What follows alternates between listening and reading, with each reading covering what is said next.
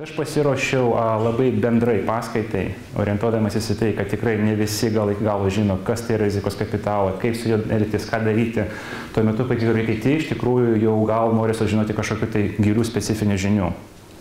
Tai ką aš norėjau tiesiog paprašyti, kad man be pasakot, bet kuriuo metu, kai kyla klausimas, ypač jeigu susijęs su skaidrėm ir to, ką pasakoju, tiesiog kelkite ranką, aš sustosiu, paklausiu, jeigu turite specifinį kažkokį tai, ar tai gilesnį klausimą, ar tai platesnį, tai tiesiog užduokite ir pasistengsiu iš tikrųjų giliau tą atsakyti, nes bendra paskaita yra orientuotas į pakankamai labai bendrą lygį.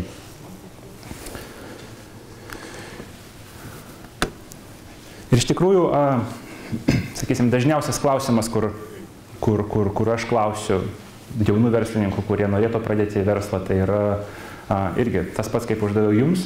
Jeigu jūs norite, bet nesate pradėję, tai kas jūs stabdo? Ir iš tikrųjų dažniausias atsakymas, kurį gaunu, tai yra finansavimas. Aš neturiu būto tam, kad užstatyti bankui, tam, kad gauti pinigų, tam, kad pradėti daryti savo idėją ir dėl to verslas neprasideda. Iš tikrųjų, kai visai neseniai, tai galvoju, spėliosiu apie gal 90% jaunų verslininkų. Ir tikrai tą suprantu, nes atsimokinęs 6 metus vienam iš Lietuvos universiteto studijuodamas bankos ekonomiką, iš tikrųjų ne karto neteko girdėti žodį rizikos kapitalas, dėl to puikiai įsivaizduoju, kad to galima dar nežinoti. Tuo metu, kaip iš tikrųjų vaidmuo rizikos kapitalo jaunų verslo finansavimai yra, netgi pasakyčiau, svarbesnis už bankų. Ir čia tiesiog priveščiau Marko Tveno žodžius, kad bankas yra ta institucija, kur mielai imdo skėti tuo metu, kai šviečia saulė ir jo nereikia. Bet kai tik tai prasidės lietus, pareikalaus tą skėtį grąžinti atgal ir dar kartu atims jūsų butą ir kažką tai. Taigi, iš karto pasakysiu, kad jeigu išnešite iš šios paskaitos vieną mintį, kad bankai nėra ta institucija, kuri skirta finansuoti jaunam verslui, rizikingam verslui, tai jau bus gerai. Bent jau neįsite į banką, nenusivilsite. Tai iš tikrųjų truputėlį pabandysiu palyginti. Reiškia, kuo skiriasi bankas ir rizikos kapitalas, angliškai tai yra venture capital arba VC, matytą santrauką tikriausiai jau žinote, bet tiesiog pasikartosiu, kokios yra pagrindinės funkcijos ir kokie skirtumai. Tai pirmas dalykas ir pirmas esminis skirtumas yra tas, kad bankas suteikia kreditą, o venture capital arba rizikos kapitalas investuoja. Dabar, kiek iš jūsų supranta skirtumą tarp investicijos ir kredito? Tai tada likusiai pusėje tiesiog pasakysiu, kad kreditas yra besąlygiška pinigų suma, kurią reikia besąlygiškai grąžinti. Aš duodu Robertui 100 litų ir jisai man lieka skolingas. Viskas. Reiškia, kas be atsitiktų, ar jam pasiseks parduoti bilietus į šią paskaitą, ar nepasiseks, reiškia, prarastos pinigus ar ne, bet kuriuo atveju jisai man yra skolingas, jisai, atsiprašau Robertai, kad taip kalbu, bet jeigu negrąžinsi, tai tada inicijuosiu bankroto bylą ir tada iš tikrųjų teks tau ieškoti gynimosi teisme, sakydamas, kad negaliu išmokėti lietą už 100 litų, viskas, pasibaigė pinigai. Ir šiaip bankrotas yra labai negraži procedūra. Nors ir leidžia iš tikrųjų atsikratyti skolų, bet tai yra jau, sakysime, ta dėmė jūsų reputacijai, kuri reiškia, kad niekada daugiau, greičiausiai niekas su jumis reikalo neturės. Taigi dėl to kreditas finansuoti rizikingą verslą yra labai tokia, sakysime, slidi priemonė. Tuo tarpu investicija tai yra, aš neduodu Robertui skolon 100 litų, aš sakau, Robertai, aš galiu nusipirkti tavo vieną rankovę tavo ir aš turiu ją. Ta prasme, aš duodu jam pinigus, tie pinigai patenka į verslą ir aš tampu akcininku. Ta prasme, mes su Robertu kartu tampame savininkais to verslo ir nuo šio momento, reiškia, mano sėkmė yra pririšta prie verslo sėkmės. Jeigu verslui pasiseka, viskas tvarkoja, mes parduodame verslą už didelį pinigų sumą, pasidalinam pinigus, jeigu kažkas atsitinka, kad nepasiseka tam verslui, tai nei aš, nei Robertas negauna pinigų, bet kas yra svarbiausia, Robertas nelieka man skolingas. Taigi iš tikrųjų tai yra esminis skirtumas, kad rizikos kapitalas investuoja į verslą, tampa akcininku, tampa savininku, tuo metu kaip bankas duoda tiesiog kreditą, kas yra pinigų suma, kuri yra besąlygiškai privaloma grąžinti. Atitinkamai, bankas visada reikalaus užstato. Užstatas gali būti gerai veikiantis verslas, generuojantis pajamas, užstatas gali būti jūsų butas, namas ar kita vertybė, bet be užstato, tiesiog jaunam verslininkui atėjusiam į banką pasakiusiam, aš turiu stebuklingą idėją, man reikia 1 milijonų litų, bankas niekad jums neduos. Skirtingai visiškai pasielgs rizikos kapitalo įmonė ir užstato nereikalaus. Nes iš tikrųjų vėlgi, kadangi pinigų nereikia grąžinti besąlygiškai, kam prašyti užstato, jo nereikia. Taigi tai išsprendžia vieną tokių kritinių esminių jauno verslininko problemų yra ta, kad gauti pinigų realiai neturint už nugaros jokio užstato ar kažkokio tai turto. Nes tai yra antra priežastis, kodėl verslininkai nepradeda savo verslų, sako, aš neturiu ką užstatyti, aš esu studentas, atsiprašau, stipendija mano, nežinau kiek dabar stipendija yra, bet tikrai netokia, kad galima būtų finansuoti verslą ir viskas. Taigi kartais netgi studentai netgi negalvoja, kad jiem teoriškai yra prieinamas, įmanomas finansavimas, sakysime, eilės milijonų litų, jiem neturint visiškai nieko. Taigi tai yra antras skirtumas. Rizikos kapitalas iš tikrųjų tam yra pasirengęs ir iš esmės nereikalauja jokio užstato. Svarbiausia, kad būtų iš tikrųjų gera idėja, kad būtų stipri komanda, kad jūs sugebėtumėte įrodyti, kad esate motyvuoti, kad pasiruošę esate dirbti, bet iš esmės daugiau nieko nėra. Trečias skirtumas, ką aš jau jums esu minėjęs, tai yra besąlygiškas grąžinimas. Kai pasiimat kreditą, kas ten bebūtų, kaip besisuktų verslas ar sėkmė, kreditą privaloma grąžinti. Ir jeigu vėl kredito negrąžina, tai tada inicijuojama bankroto procedūra, rizikos kapitalo atveju to nėra. Reiškia, skolos nėra, skola neatsiranda, pinigų nesėkmės atveju grąžinti nereikia. Dabar pagal savo verslo specifiką bankas tiesiog pagal savo funkcijas nefinansuoja dažniausia naujų verslų. Jie finansuoja verslus. Iš tikrųjų, jie dirba su tokiam dideliam kompanijom, kaip, pavyzdžiui, Maxima prekybos tinklai ar statybos bendrovės. Iš tikrųjų, tam tikram lygmenį jie pradeda pripažinti verslus ir juos investuoti, bet visų pirma, bankas siekia garantijų. Nes skirtingai nuo rizikos kapitalo, jie nori apsisaugoti nuo rizikos, jie nemėgsta rizikos. Jie niekad neinvestuoja į tokius projektus, kurie yra nors kiek rizikingi, taigi jie gal mielai finansuos didžiulį pelningą verslą, bet jie niekad nefinansuos jaunos rizikingos idėjos. Taigi jeigu tiesiog ateisite į banką ir pasakysite, turi prezentaciją, keletą draugų ir gal svetainė, kuri turi lankomumą, generuoja pajamas, greičiausiai pasakys, atsiprašome, tai nėra mūsų sritis ir mes iš principo nedirbame su tokiais projektais. Visiškai priešingai, rizikos kapitalas tam ir skirtas.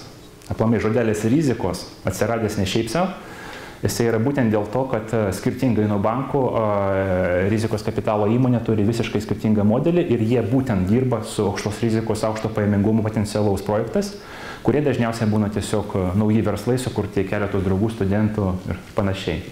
Taigi, iš principo, bankas nėra ta institucija, į kurią ateini su prezentacija, norint finansuoti naują verslą. Dabar, kas yra irgi svarbu, bankas niekad netampa akcininku. Išskyrus perėmimo atvejai, kai jau nesugebėjai išmokėti kredito, bankas gali perimti jūsų verslą, ar kas iš jo liko, ir tada tapti iš tikrųjų savininku, bet kreditą davus, bankas neturi jokių akcininko teisių. Reiškia, negali nei balsuoti, nei spręsti tam tikrų klausimų, tiesiog yra skolintojas. Ir visiškai priešingai, rizikos kapitalos įmonės dažniausiai įeina kaip akcininkas, kaip bendras savininkas, taigi jūs tiesiog priimate tą įmonę į tam tikrą ratelį akcininkų, su kuriais esate startavę savo verslą ir toliau su jais dirbate. Ir paskutinis gal toksai iš esminių skirtumų yra tas, kad davus kreditą dažniausiai bankas aktyviai niekad nedalyvauja versle. Tai reiškia, kad tiesiog jie laikas nuo laiko teiraujasi, kaip jums sekasi, ar vis dar sugebat išmokėti palūkanas ir ar vis dar iš tikrųjų tikite, kad išmokėsite kreditą. Jeigu jie iš tikrųjų mato, kad jūs tą galite, tai daugiau jie nebeįdomu. Ir vėlgi visiškai priešingai, rizikos kapitalas elgsis kitaip, jie norės aktyviai padėti jum pasidaryti ir labai gerą didelį verslą iš to, ką jūs turite, nes jie asmeniškai suinteresuoti tame, kad verslui pasisektų. Nes jų sėkmė, skirtingai nuo banko, priklauso tiesiogiai nuo jūsų sėkmės. Taigi dažniausiai rizikos kapitalas aktyviai dalyvaus versle. Irgi keletą tokių jau gyvenimiškų pastebėjimų pasakysiu, kad pagal, sakysime, bent jau mano patirtį, aš labai dažnai matau, kad ta pridėtinė vertė, kaip jie vadina, reiškia, jie kai dažniausiai suteikia investiciją, jie sako, mes ateinam pas jūsų tam tikrais pinigais, bet mes taip pat atnešam pridėtinę vertę. Pridėtinė vertė turi omeny kontaktus, ryšius, patarimą, aktyvų dalyvavimą ir panašiai. Tai labai dažnai ta pridėtinė vertė, kuri iš tikrųjų ateina, yra daug kartų didesnė negu tie pinigai, kur atneša. Čia irgi papasakoti tiesiog, kad kai aš ieškojau savo pirmosios investicijos, aš labai aktyviai domėjausi, kiek iš tikrųjų yra tų fondų, su kuo reikia dirbti, su kuo ne. Ir viena iš priežasčių, kodėl aš pasirinkau būtent Accel kompaniją, yra ta, kad tuo metu, tai yra 2007 metai, tai buvo kompanija, kurie vos ne vienintelė iš tikrųjų aktyviai dirbo mobilios srityje. Prieš mus, praktiškai mėnesį prieš mus, jie finansavo tokią žinomą kompaniją AdMob. Nežinau, gal teko girdėti, gal ne, mobilus reklamos tinklas panašus į Google AdSense, parduotas prieš porą metų Google už $850 milijonų, tai pakankamai didelis pasidaręs. Tai kas dar daugiau, reiškia, kada aš vedžiau dėrybas, iš tikrųjų vienas iš klausimų, kuriuos reikia apspręsti, yra kokie žmonės iš rizikos kapitalo kompanijos realiai dirbs su tavim kasdien, formuos tavo valdybą. Aš perskaičiau biografijas tų žmonių, tai buvo Heikki Makiarvi ir Rich Wong. Vienas buvo atėjęs iš aukštų Nokia pareigų, asmeniškai pažino ir Nokia vadą, ir viceprezidentus, ir aukštus pareigūnus. Kitas buvo atėjęs iš kompanijos OpenWave, kas, sakysime, 2007 buvo panašiai kaip Microsoftas telekomunikacijų rinkoje. Reiškia, jie diegia telekomunikacijos tinklus, serverius, GTV-us, pašto paslaugas, ryšio perdavimo paslaugas ir panašiai. Tai vat, tie žmonės atėjo ir tiesiog dėrybų metu jie sakė, kad jeigu iš tikrųjų įsileisite būtent Accelį, o ne kažką kitą, tai mes pažadam, kad šitie du žmonės bus valdybui ir iš tikrųjų visą savo patirtim, kontaktais iš tikrųjų padės jums, nes tas yra labai svarbu. Taigi dabar vertinant, sakysime, atsukant tą laiką atgal, nors tais laikais, sakysime, investicijos suma buvo $6,5 milijono atrodė pakankamai didelė, bet vertinant tą pridėtinę vertę, manau, kad 3 kart daugiau mes gavome pridėtinės vertės, tik dėl to, kad iš tikrųjų pasinaudojame pakankamai gerų, patyrusių investuotojų ir mums iš tikrųjų patarinėjo žmonės, kurie turėjo labai didelį svorį, patirtį, kontaktus, ryšius, įvaizdį telekomunikacijų rinkoje. Iki tokio lygio, kad pavyzdžiui, aš niekada nesitikėjau, kad 5 komandų žmonės Lietuvoje gali užsirašyti į prieimimą pas Nokia viceprezidentą, pavyzdžiui, pardavimus. Tai pasidaro įmanoma, kai po vieno skambučio pasirodo. Sprendžiame labai lengvai, tai vat tokie yra sunkiai netgi suskaičiuoti, iš tikrųjų kiek naudos gali atnešti tas aktyvus dalyvavimas versle. Turint omeny dar, kad rizikos kapitalo įmonė dažniausiai dirba su gal keletą šimtų kartais įmonių ir jų darbas yra statyti verslus, padėti verslams iš tikrųjų išaugti. Ir pažiūrėjus biografiją, pavyzdžiui, to pačio Accel investicinio fondo, pamačiau, kad jie buvo tame tarpe išauginę ir tą patį Facebooką. Taigi iš tikrųjų tas supratimas, kaip kompanija turi augti, reiškia, kaip ją valdyti, kokius skyrius dėti, kiek dėmesio skirti reklamai, o kiek produktų ir panašiai, tai yra neįvertinama. Paprastai tai ateina su rizikos kapitalu. To, aišku, niekad nedaro bankas. Dabar labai dažnai, iš tikrųjų, pasakysime, tų visų eilės klausimų, kodėl nepradedat verslo, labai dažnai susiduriu su tokia nuomonė, kad aplamai įsileisti investuotoją yra labai pavojinga. Nes kam, kodėl, ką aš iš to gausiu. Reiškia, labai daug yra ir baimių, ir nesupratimo. Pabandžiau iš tikrųjų pateikti keletą priežasčių, kodėl mano galva verta dirbti su investuotoju. Tam, kad tiesiog neatrodyčiau būtent tokių reklamistų ir sakydamas, kad čia viskas super gerai, po to pasistengsiu apžvelgti, kokie yra, sakysime, tokie atsargus momentai. Nes be abejo, nemokamas visiškai sūris būna žinomi kur. Tai tikrai yra tam tikrų momentų, kuriuos reikia įvertinti prieš priimant investicijas. Ir pabandysiu šiek tiek apžvelgti, atsižvelgti į tam tikras baimės, kur konkrečiai baimės turi žmonės, kurie įsitikinę, kad, pavyzdžiui, investuotojas ateis, atimsiu verslą, juos išspirs ir pasakys, ačiū, pasinaudoju idėją, reiškia, nuo šiol dabar dirbsiu pats. Tai pasistengsiu, sakysime, tokius mitus išskaldyti, nes iš tikrųjų tam tikros patirties teko įgyti, taigi norėtųsi labai pasidalinti. Taigi, kodėl verta iš pradžių aplamai priimti investiciją? Pirmoji priežastis tai yra maksimaliai sumažinti asmeninę riziką. Nes iš tikrųjų visų pirma, verslas yra rizika. Kaip ten bebūtų, kokie protingi bebūtumėt, kokia genialią idėją, kaip jums atrodo, jums gimtų. Statistika yra negailestinga, iš 10 pradėtų verslų vienas tik tai išgyvena pirmus metus. Taškas. Tai yra, tiesiog tokia yra statistika. Tai reiškia, ką jūs be pradėtumėt, kaip genialiai jums neatrodytų ta prezentacija, mintis ir panašiai, statistiškai 90%, kad jūs nepragyvensite netgi pirmų metų. Dabar, kas iš tikrųjų labai yra svarbu atsižvelgti, kad asmeniškai jums sėkmės tikimybė bus stipriai pervertinta. Nes žmogui yra būdinga Kai mintis yra mano, aš netgi nedaleidžiu, kad jinai neteisinga. Žmogui yra būdinga tikėti savo ir per stipriai pasitikėti to, ką jisai mano iš tikrųjų taip yra. Ir kartais negalvodami žmonės užstato būtus, namus, iš tikrųjų tiem patiem bankam, kurie, aišku, jeigu su užstatu, tai tikrai duoda kreditą, bet verslo nepasisekus, praranda daug ką.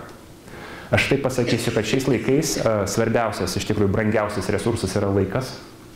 Ir tiesiog pats faktas, kad jūs esate pasiruošę atiduoti savo verslui jau metų ar 2 ar 3, kiek reiktų, jau yra pakankamai didelė investicija, kuri gali atsipirkti, gali ne.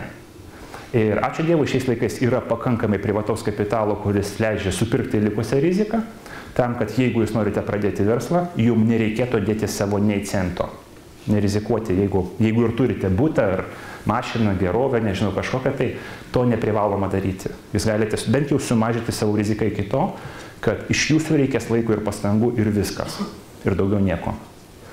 Taigi, mano galva tai yra svarbu, nes visada turėkite omeny, kad 90% tikimybė yra prieš jūs. Tai jums, kad iš tikrųjų kažką pasiekti, teks bandyti ne kartą, o 10. Ir kiekvieną kartą užstatant ir prarandant butą, nežinau, čia reikia jau pasidaryti milijonierių, nebent kaip prieš tai esi milijardierius, ne? Kaip anekdote. Antras dalykas, iš tikrųjų, kas yra labai svarbu, kad pritraukus investiciją jūs galite susikoncentruoti ties vieną produktą ar idėją ar verslo koncepciją. Nes irgi labai dažna, nesakysiu klaida, nes pats esu daręs, dėl to nesinori tą vadinti klaida, gal nepatirtim, yra ta, kad labai dažnai žinodamas, kad tau finansuoti, pavyzdžiui, savo idėją reikia kažkokių pinigų, išlaikyti tos pačius programuotojus, labai dažnai įmonė pasirenka vienu metu vykdyti keletą darbų, pavyzdžiui, vykdyti ten kažkokią tai valstybės užsakymą, tuo pačiu diegti kažkokią tai komercinę sistemą privačiai įmoniai, trečdalį laiko praleisti rašydama savo produktą ir panašiai. Ir irgi čia reikia turėti omeny, kad konkurencija šiuo metu yra visiškai negailestinga. Visiškai naiviai būtų tikėtis, kad jeigu jūs rašote kažkokią tai produktą, kad niekas kitas pasaulio to nedaro. Didelės idėjos yra kaip didelis dramblys, nepastebėtos nelieka. Ir jeigu jūs vienu metu bandote ir, pavyzdžiui, aptarnauti kažkokią tai įmonės tinklus ir tuo pačiu, reiškia, uždirbti tą duoną, kad apmokėti savo produktą, jūs skaldote savo pastangas per pus. Tai reiškia, kad pagrindinis produktas idėja, dėl ko jūs aplamai viską darote, gauna tik tai pusę jūsų pastangų. Tai reiškia, kad lyginant su to, kuris tuo metu tokia pat idėja vysto 100% susikoncentravęs, jūs tiesiog turite dvigubai mažiau šansų. Taigi išorinė investicija leidžia negalvoti apie kasdieninę duoną, apie tai, ką man sumokėti rytoj darbuotojams ar už ofisą, ar už internetą. Tiesiog turėti atsidėję rezervą ir susifokusuoti visiškai. Dieną, naktį, rytą, vakarą, sekmadienį, šeštadienį, nebent per kalėdas atostogas turit. Bet susikoncentruoti visiškai, tai stipriai padidina sėkmės tikimybę. Stipriai.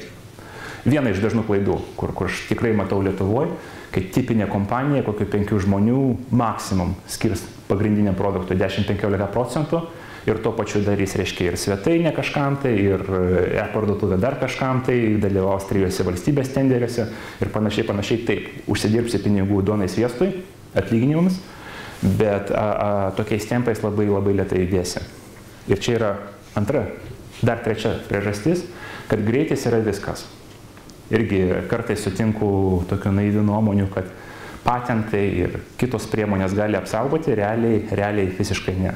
Aš kartu pasakysiu, kad bent jau mūsų rinkoje IT Europoje aplamai nepripažįsta iš principo programinių patentų, algoritmų ir taip toliau. Amerikoje pripažįsta ir nors ir tenka girdėti apie tos patentų karus, realiai situacija yra paprasta. Patentas jūs neapsaugo, taškas. Jeigu, pavyzdžiui, kompanija kaip Google ar Yahoo ar kitas startupas norės kažką daryti, kai jūs esate išpatentavę, greičiausiai jie tą darys ir viskas. Ir ieškokite laimės teismuose ir panašiai, realiai tai yra labai mažas procentas tokių problemų sprendžiama yra per teismus. Gyvenimo realybė yra tame, kad jeigu turi idėją, ypač gerą, ypač jeigu iš tikrųjų esi gavęs patvirtinimą, kad jinai gera, kaip jau minėjau, didelės idėjos, kai drambliai nepastebėti nelieka, greičiausia kažkas kitas tą daro, greičiausia tą bus pastebėję ir didelės korporacijos. Ir vienintelis ginklas, kurį turite jūs, ko neturi, pavyzdžiui, tas pats Google'as, tai yra greitis. Jauna kompanija pagal brėžimą yra maža ir gali judėti greit. Gali padaryti kažką per 6 mėnesius, jeigu iš tikrųjų yra susikoncentravusi, ką tam pačiam Google prireiks porą metų. Nes čia tokia irgi iliustracija iš gyvenimo. Papasakosiu, kaip mes pietavome su viena iš Nokia vadovų ir jisai skundėsi, kad, reiškia, kaip viskas Nokijoje blogai, buvo jisai pastebėjęs gramatinę klaidą puslapyje vienam iš Investor Relationship puslapių ir buvo parašęs, reiškia, skyriui, kuris yra atsakingas už turinį, reiškia, patalpino jo tą užklausą į kažkokią tai eilę, po to skyrė prioritetą ir sako, jau pusmetis praėjo, gramatinė klaida lieka ten pat. Nes tai yra tiesa, kad pakeisti vieną raidę korporatyviam Nokia puslapyje pritrunka 6 mėnesiai ir daugiau. Tai atsiprašau, jisai gali įsijungti, prisiloginti per FTP ir padaryti per sekundę startupas. Taigi greitis tai yra tas stipriausias iš ginklų, kurį turi startupas, kada eina šneka apie tai, kas sukūrus geresnį technologiją, ar Google'as, ar startupas. Visos didelės kompanijos turi labai didelį stabdį. Tai yra, jie yra nelankstus. Jie turi labai stiprią inerciją, jie važiuoja pagal savo bėgius. Kiekvienas iš žmonių žongliruoja kamuoliukais ir negali netgi iš šono pažiūrėti, užimti savo pagrindiniu verslu. Ir kažką jam nukrypti ir padaryti naujo yra laikas. Vėlgi, tam pačiam Google be 2 metų aplamai visiškai nieko naujo negali pradėti, nes yra tam tikras procesas. Ir čia yra pranašumas stiprus jauno verslo, startupo, bet tą pranašumą tu gali išnaudoti, aišku, jeigu tu susikoncentruoji ir jėdi maksimaliai greitai, o tam, reiškia, privalo būti, kad jūs neturėtumėte rūpintis einamojim sąskaitom, duonų sviestu ir taip toliau, privalo būti susikoncentruoti, o tą leidžia išorinė investicija. Kai pinigai yra banke, kai tikrai žinai, kad apmokėsi viską artimiausius 6 mėnesius, tu gali susikoncentruoti ir judėti maksimaliai greit, nes greitis yra viskas. Dabar sekanti priežastis, aš jau truputėlį paliečiau, tai yra pasinaudoti patirtim. Nes startupą kartais aš lyginu su automobilių varikliu. Įsivaizduokit, kad jūs esate išradėjai, atradote visiškai naują automobilio variklį, kuris ten, nežinau, pranašesnis, taupesnis, greitesnis, galingesnis už konkurento, bet kas iš to? Variklio vartotojui neparduosi. Jums reikia variklį įpakuoti į gražią automobilį, reiškia, kurį pagaminti konvejeryje, kuris būtų dagabentas iki dilerių taško, kuris turėtų rinkodaros kampaniją, pasiektų vartotoją ir tada paimtų pinigą. Tik tai taip iš variklio tu gali padaryti verslą. Ir dažniausiai faktas, kad jūs esate stebuklingi variklių gamintojai ir esate atradę stebuklingą variklį, visiškai nereiškia, kad jūs esate profesionalai automobilių statymo. Visiškai priešingai, greičiausiai, kad jūs neįsivaizduosite nieko. Ir jeigu prie savo atrasto variklio bandysite lipdyti savo atrastą dizainą, kėbulą, dažus ir visą kitą, tikimybė, kad visur padarysite geriau negu jau yra minimali. Taigi paprastai, jeigu kažką atradai, gerai darai kažką tai tą, visą kitą greičiausiai jau geriau neišradinėti dviračio, pritaikyti, kas geriausiai jau buvo išrasta. Taigi vėlgi, verslininko užduotis neuždirbti pinigus. Verslininko užduotis sukurti verslą, jau kuris uždirbs pinigus. Ir rizikos kapitalas tai yra, sakysime, venture capital kompanijos, tai yra tos kompanijos, kur turi visam pasaulyje daugiausia patirties. Kaip 3 žmonės idėja ir prototipas paversti į 10 000 žmonių Facebooką. Aiškiai, yra tam tikras procesas, vis tiek, vėlgi, tas procesas jau yra praeitas ne 100 kartų. Taip augo ir Google, ir Twitter, ir Facebook, ir Instagramas, ir visi kiti. Jie žino, kokiu momentu geriau, kada pasamdyti kokį žmogų rinkodarai, kada reikia atsidaryti reklamai, kada reikia daryti PR, ką pasamdyti į vadovų skyrių, kokią ten valdymų matricą pritaikyti ir panašiai. Tai yra žinios apie verslų auginimą. Jūs jų neturite, nes dažniausiai tai yra jūsų pirmas, antras verslas. Aišku, jeigu jūs jau esate serijinis verslininkas ir įkūrėte 10 verslų, tai greičiausiai tą žinote, bet didžioji dauguma ne. Bet tas žinias iš tikrųjų turi, nes yra išauginę ne vieną kompaniją rizikos kapitalo įmonės. Taigi ta pridėtinė vertė, tas patarimas, kaip iš tikrųjų dalibdyti savo variklį kitom trūkstam dalim, tam, kad iš tikrųjų gautųsi puikus automobilis, kurį jau galima parduoti, tai tos žinios iš tikrųjų dažniausia. Ta kompetencija ateina iš rizikos kapitalo, tos kompetencijos dažniausiai jūs nesurasti niekur kitur, taškas. Nes tai yra vienintelė aplamai organizacija, jos tipas, kuris tam yra skirtas, tam, kad padėti jums auginti verslą nuo keleto žmonių iki didelių kompanijų. Dabar rinkodara ir PR. Irgi truputėlį bandysiu išsklaidyti mitą, kas yra PR'as, nes dažniausiai Lietuvoje asocijuojasi su užsakytais straipsniais apie tai, kaip verslininkas mėgsta kačiukus. Tai yra per siauras ir per banalus ir per paprastas supratimas. Iš tikrųjų, PR tai yra aplamai komunikacija. Komunikacija visko, kas aš esu. Komunikacija savo partneriams, savo vartotojams, investuotojams, žurnalistams ir panašiai. Nes verslas negali būti uždaras, jisai privalo skleisti tam tikrą informaciją visais kanalais, kas jisai yra, ką jisai daro. Tam, kad ta informacija pasiektų investuotojus, vartotojus, partnerius, kolegas, darbuotojus ir daugelį kitų atstovų. Taigi neturėjimas PR tas pats kaip tiesiog vaikščiojimas visą dieną su Taip nešeina. Ir kai už jūsų yra rimtas investuotojas savaime, tai palengvina stipriai komunikaciją, nes viena problema, kur susiduria startupas, tai yra apie jį niekas nerašo, niekas nešneka dėl to, kad jisai nėra žinomas.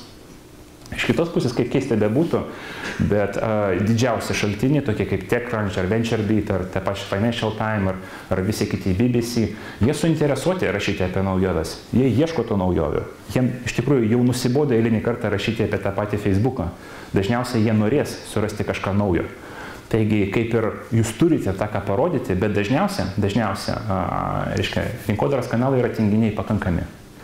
Jie tingi iš tikrųjų keliauti per šalis, susipažinti su startupais, realiai aiškinti, kas yra. Dažniausia, ir taip praktikų yra, kad labai daug profesionalų tipų, aš kol kas paliesiu rinkodarininkus, tai yra PR, žurnalistai, tai yra blogeriai, tai yra analitikai, tai yra žurnalistai ir taip toliau, dažniausiai prisilipdo prie būtent venture capital firm, nes iš kur ateina dažniausia sėkmingiausi startupai, už jų visada stovi kažkoks tai rimtas venture capital firm. Tai iš tikrųjų jie seka, kur yra investavęs vienas kitas fondas. Ir pavyzdžiui, vien faktas, kad Excelis investuoja į kažką, tai jau savaime sukelia bangą, savaime tu patenki į sąrašą tam tikrų kompanijų, kur jau domėsi žurnalistai, tai savaime, netgi nepradėjus jokios veiklos darant, neinvestavus nei centą, jau savaime tada pakankamai daug žinomumo. Taigi labai stipriai palengvina tą komunikaciją. Vėlgi aš pažadu ir neigiamų pasakyti dalykų, nes atrodo, kad aš reklamuočiau. Tikrai to nenoriu, aš tiesiog noriu taip subalansuotai pateikti už prieš ir pasistengsiu tą padaryti. Prieš tai dar keletą tokių pagirų, po to žiūrėsime, kokios yra blogybės. Kaip minėjau, jau padeda stipriai įvaizdžiai ir padeda jums pasiekti pakankamai aukšto patikimumo įvaizdžio. Nes iš tikrųjų viena priežastis, kodėl, pavyzdžiui, ten 3 studentų kompanija atėjus pas tą patį Omnitelį, tikimybė, kad jisai Omnitelis patikės jums atsakingą projektą yra beveik nulinė. Paprasta priežastis. Dar tame etape, kai jūs esate vieni 3 studentai, jūs esate labai nepatikimas partneris. Labai.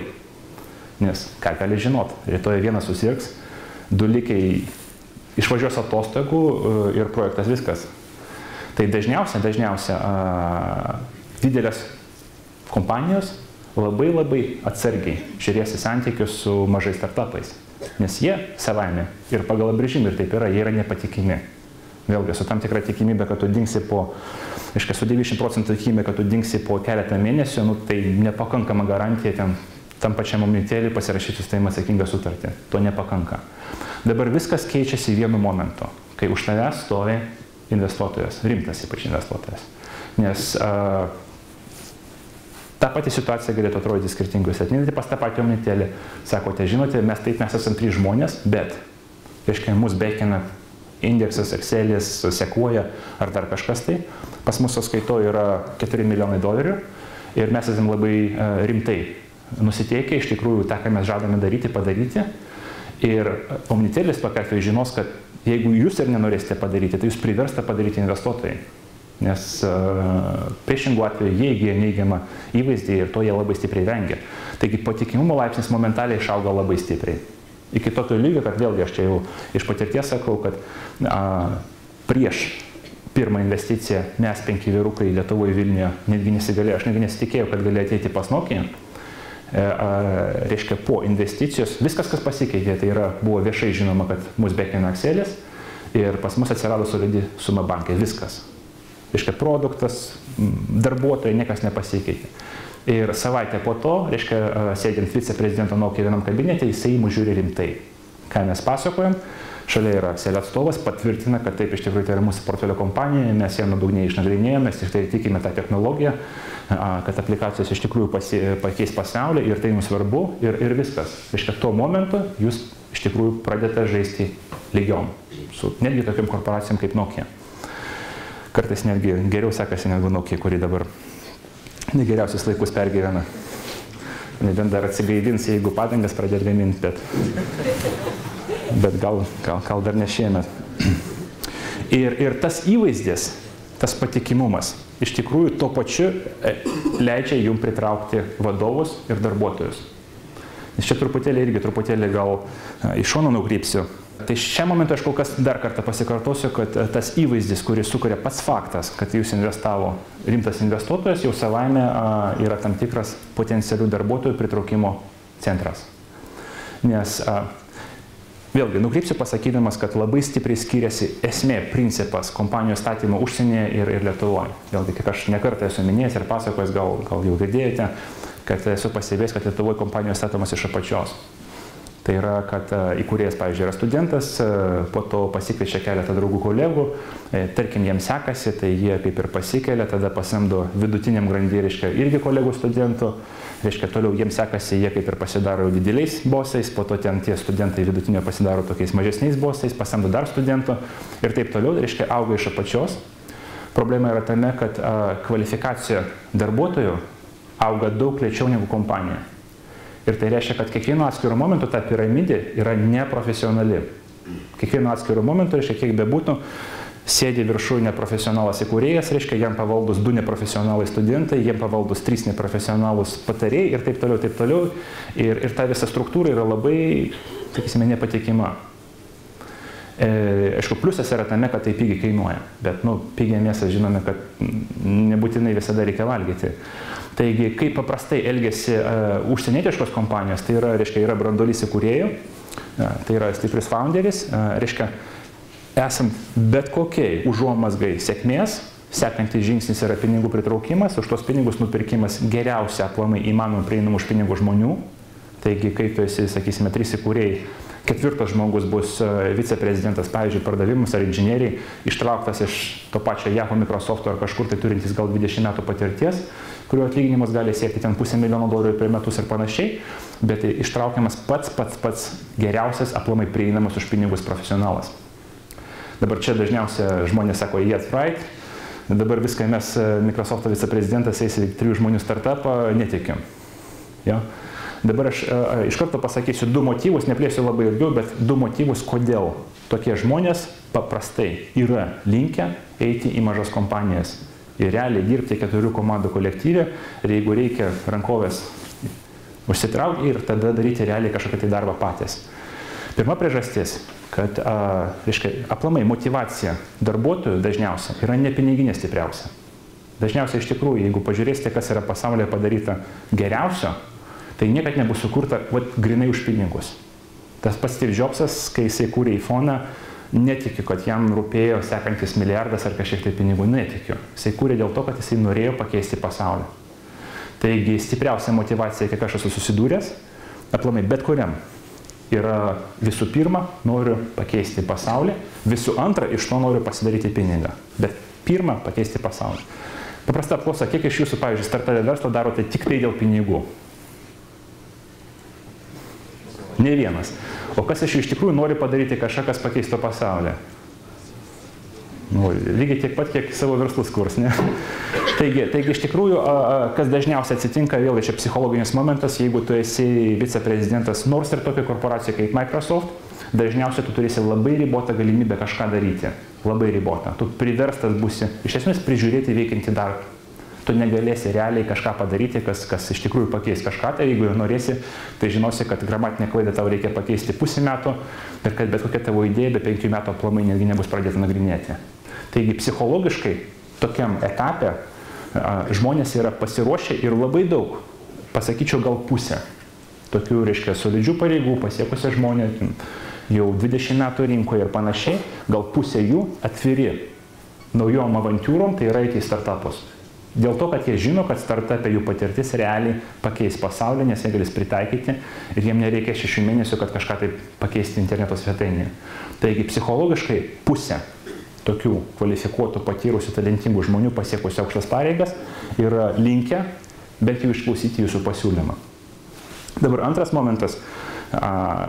Visi amerikiečiai sako, kad iš atlyginimo, koks jis didelis bebūtų, milijono nesutaupysi taškas. Nes atlyginimas pagal apibrėžimą yra fiksuotas. Koks aukštas jis bebūtų, jisai nebus toksai aukštas, kiek potencialiai tu galėjai uždirbti tam pačiam startupė. Nes ką gali pasiūlyti startupas, ko negali pasiūlyti didelė korporacija, tai yra nuosavybė. Dažniausiai, pavyzdžiui, pritraukiant viceprezidentus ar panašo rango žmonės, kiekvienas gauna apie gal 1–2% kompanijos akcijų, nes tame etape nuosavybė yra pakankamai pigi ir tai yra ta kaina, kur, sakysime, startupas sumoka tokiam žmonėm už tai, kad jie yra, už tai, kad jie ateina, sutinka ateiti pas jūs. Jeigu paskaičiuosite, kad vidutinis exitas, tai yra, kai jau parduodi verslą ar išeini į biržą, yra tarp 100 ir milijardo dolerių, tam 100 milijonų ir milijardo, kiek gali būti vertas, pavyzdžiui, 2–3% akcijų paketas. Kartais pakankamai daug. Taigi vėlgi, kai tu esi jau, sakysime, tokioj senior padėti didelį korporacijai, esi pasistatęs ten namą, nupirkęs automobilį, ten pležą, šunį, žmoną, ne, kitą eilį, žmoną ir visa kita, tai sekantis ten 100 000 ar milijonas tave jau netenkina, viskas, tau iš esmės nieko nekeičia gyvenime. Tai tau reikia iš principo, kad, sakysime, pakeisti iš principo kažką tai gyvenime, tau reikia daug daugiau.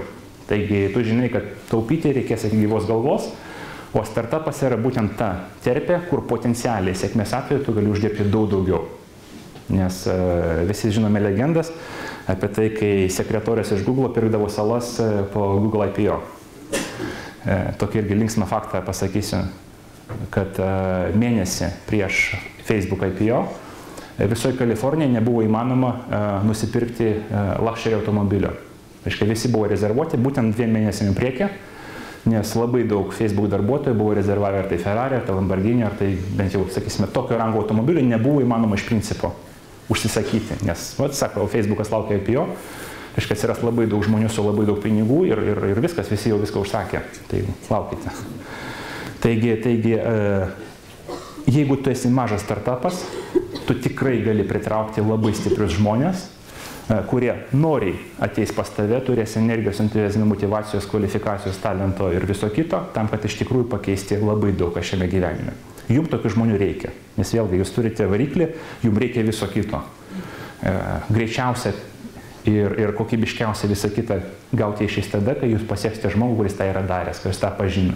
Štai, kad jums nereikėtų eksperimentuoti ir jūsų rizika būtų sumažinta. Jūs galite juos pritraukti, jie nori ateiti, bet dabar pastatant save, pavyzdžiui, jų krėslą, pavyzdžiui, sėdžiu aš ten kokioj Nokijoje ir svajoju apie darbą startupę. Ir kaip man tą startupą surasti? Vėlgi, pagal apibrėžimą jis nėra žinomas, nes jeigu būtų žinomas, tai jau viskas jau būtų per vėlų ten eiti. Tai jie neis per, nežinau, universitetus ar gatves, ką jie darys, jie dažniausia, kaip angliškai čia, hang around su VC. Reiškia, jie visada norės palaikyti ryšį su VC, nes būtent per VC dažniausiai ir ateina tos galimybės. Pavyzdžiui, investuoja rizikos kapitalas į eilinį startupą, momentaliai atsiranda poreikis 3–4 patyrę profesionalai. Reiškia, visi taip pat palaikys santykį, jie kaip headhunteriai dažniausiai vienu metu palaiko santykį su 100 tokių žmonių, seka per konferenciją, susirašinėja, geria kavą ir tiesiog palaiko ryšį. Tai dažniausiai ta schema atrodo gal 60%, iš kiek aš esu matęs, va būtent tokių perėjimų iš korporacijų į startupą vyko per VC. Ir dažniausia schema yra, kad visi susidarys savo tokį tinklelį žmonių, kurie potencialiai kažko tai ieško. Vienas nori, pavyzdžiui, būti pardavimo vadovu startupė, kuris veikia mobilioje srityje. Kitas nori būti inžinierijos vadovu startupė, kuris ten vysto socialinius tinklus ir panašiai. Tai visi žino, jie palaiko ryšį. Jie turi duomenų bazę, jie turi santykius, jie dažniausiai žinos ir asmeniškai. Ir tikrai nuodugniai išstudijuos kvalifikaciją ir visą kitą. Tai naudinga ir visi, ir profesionalams. Ir pats faktas, kad jūs priimat investuotoją, jau yra stiprus signalas tokiam profesionaliam darbuotojui, kad čia ne šiaip savo startupas, kuris gal išdegs, gal ne, bet jau turi daug didesnį tikimybę laimėti, kaip minimum turi kešą, kad su manim atsiskaityti. Nes vėlgi, mano atlyginimas bus didelis. Taigi tas santykis yra labai stiprus. Irgi iš savo patirties mes esam pasamdę iš viso 5, sakysime, viceprezidentų lygmenų vadovus. Iš jų 4 atėjo per Excel. Tai yra rizikos kapitalo bendroji. Pats pirmas, reiškia, pasakosiu linksmą istoriją, nes pats laikas truputėlį. Reiškia, kai mes atėjome pas Excelį, reiškia, kai jie mus analizavo, ten investavo ir pradėjo analizuoti, kas gerai, kas blogai yra versle, pirma silpnoji vieta, sako, jūs nepakankamai greitai priimat pinigus. Nes tuo metu mūsų verslo modelis buvo, kad mes turėjom puslapį, verslai, kurie turėjo mobilias aplikacijas, nuo pradedant Google, Facebook ir panašiai, iki kitų mokėjo mums už reklamą. Ir aš buvau vienintelis žmogus, kuris primėdavo tos pinigus, bet be abejo, aš ten nesėdėjau ant telefono, nesakiau, ten jūs mokate dabar mums 10 000 ar kažkiek, tai ar galite mokėti 100 ir panašiai, kiek ateidavo pinigų, tiek viskas. Iškai jie momentaliai skaičiavo, sako, nereikia sodinti, reiškia, momentaliai auginti pardavimų skyrių, nes turint tiesiog daugiau žmonių ir plačiau, tankiau dirbant su reklamuotojais, jūs momentaliai darysit 10 kartų daugiau pinigų vietoje. Ta prasme, nieko nekeičiant nei lankytojų srauto, nei produkto, nei nieko. Taigi pirmas, sakysime, vadovas, kurį nusprendėm, kad reikia pasamdyti, tai yra pardavimų vadas. Ir iki šiol jisai pas mus dirba, tai yra mano kolega Bill Scott. Reiškia, jisai atvažiavo į Londoną, tai pirmą susitikimą mūsų, jisai nieko nežinojo nei apie Lietuvą, nei apie Gedžerą, visiškai 0, jį pakvietė Excelis. Nes Rich Long, kurį aš jau pasakiau, jisai dirbo OpenWave su Bill Scottu, kuris buvo pardavimų vadas Latino Amerikai. Taigi jie turėjo asmeninį ryšį ir jisai atvažiavo į Londoną pagal kvietimą Excelio. Ir tiesiog man sėdint jau toj patalpoj konferencijų kambarį, mes bendraujame, jisai sužino, kas yra Lietuva, kas yra aplamai Gedžeras, ko mes užsiima, pažiūri Rich Longą, sako verta, sako važiuoju.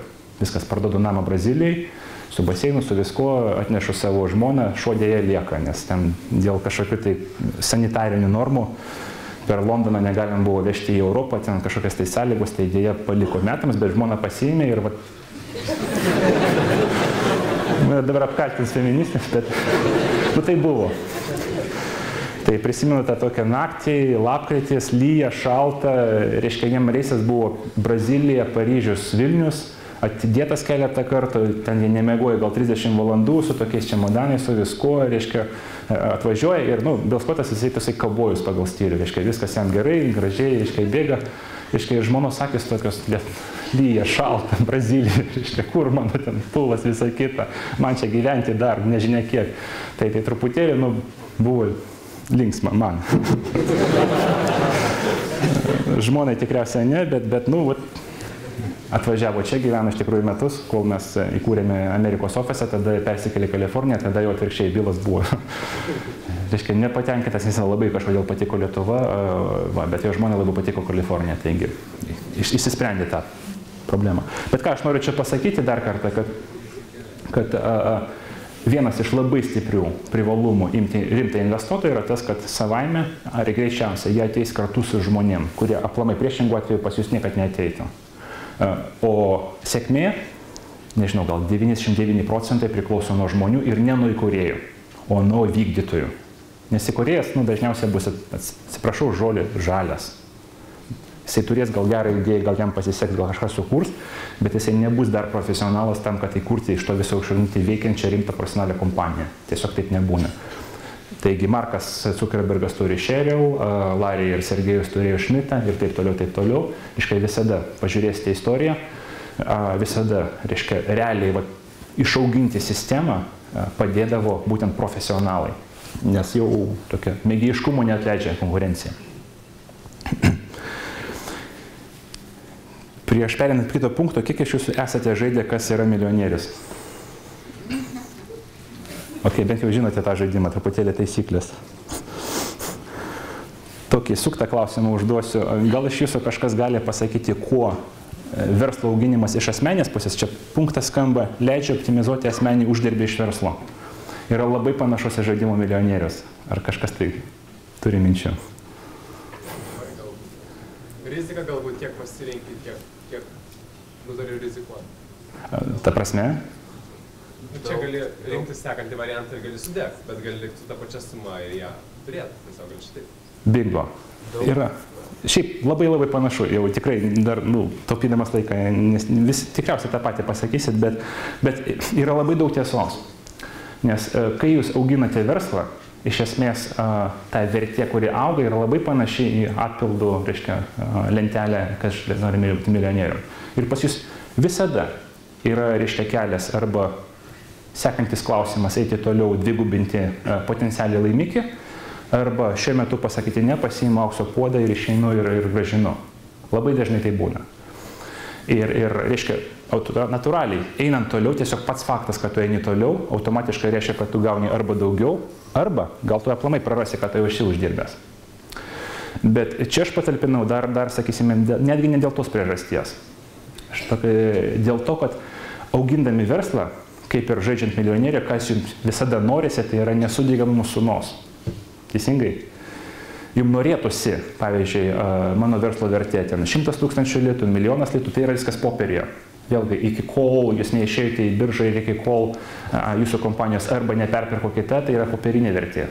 Kas iš to, kad jūs popierį turite 1 000 000, bet gyvo pinigų neturite, bet už tą, ką turite, tai yra tikimybė, kad rytoj tas 1 000 000 sumažės vėl į 1000, nes kažkas pasikeis, bus naujas produktas, jūs nebesugebėsite augti taip greitai, investuotojai atsisuks ir jūsų vertė sumažės vėl atgal į nulį. Tai nesinori, jau turint popierinį 1 000 000, galiausiai rizikuoti jo ir kad vertė nukristų iki nulio. Taigi, ką jūs norite kaip verslininkai, tai yra optimizuoti savo asmeninį uždarbį. Jums kas norėtųsi iš tikrųjų, tai yra verslas yra 100 000, aš noriu atsidėti 10 000 atsidėti juodai dienai, toliau, reiškia, žaidžiu, sekantį klausimą traukiu su verslu, jeigu vertė toliau išauga į 1 000 000, aš noriu atsidėti 100 000, reiškia, jeigu 10 milijonų, tai milijonai ir panašiai, kad mūdu man nesugedama suma. Nes tai jūs optimizuojate, valdote savo riziką. Ir investuotojai šiame etape yra vienintelis instrumentas, kuris leidžia jum įsigryninti ir atidėti tam tikrus pinigus, iki kol jūsų kompanija nepasidarys likvidi. Tai yra arba bus parduota, arba išeis į biržą. Taigi labai dažnai, iš tikrųjų, jau tikriausiai žinote, kad kiekviena kompanija vadina tą pinigų pritraukimą investiciją raundais. Tai labai dažnai kompanija turės nuo 2 iki 4 raundų, tai yra nuo 2 iki 4 pinigų tokių pritraukimo momentų. Mažiau būna retai, nes labai retai, kai pavyksta, sakysime, išaugti iš mažų investicijų, bet daugiau irgi retai būna, nes jeigu iš 4 bandymų jau nepasisekė, tai jau investuotojai sako, tikimybė, kad jau iš 5 ir 6 pasiseks, jau labai stipriai maži. Taigi dažniausiai būna nuo 4 iki 2-4 ir labai dažnai investavimas yra dvejopas. Reiškia, yra tam tikra suma, kuri ateina į kompaniją, kompanijos plėtrai, bet nedidelė dalis investuotos sumos patenka asmeniškai į kišenės verslininkam, kurie yra įkūrėjai arba ankstyvus darbuotojai ir panašiai, ir yra panašus labai į nesudėgamą sumą. Taigi labai dažnai, pavyzdžiui, jeigu kompanija pritraukia 1 000 000, yra atskiras terminas, vadinamas secondary, reiškia share sales, antriniai pirkimai. Taigi iš to 1 000 000, pavyzdžiui, gali 200 000 nukeliauti į kišenės įkūrėjams už esamas akcijas, jie juos investuoja saugiai kažkur tai kitur, 800 000 patenka į kompaniją ir tada kompanija toliau auginama, bet jeigu taip įvyksta, kad dėl kažkokio priežasčių viskas sudega, ta nesugedama suma lieka iš tikrųjų verslininko kišenėje.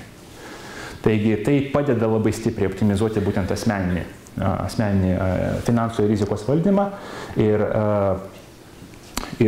tą gali užtikrinti tik tai investuotojai. Vėlgi, kol kompanija nėra likvidi, tol popierinė vertė niekaip negali būti paversta į grynus pinigus. Taigi labai dažnai tenka matyti, sakysime, kad esi išauginęs kompaniją iki 10 milijonų ar kažkiek tai popieriuose esi ten kaip ir labai turtingas žmogus, praktiškai gyvų pinigų neturi.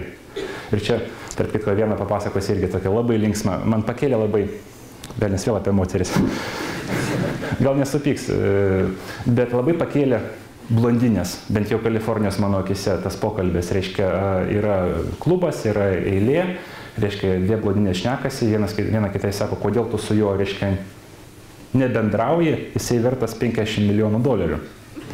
O kita sako, kas iš to, jisai nėra likvidus.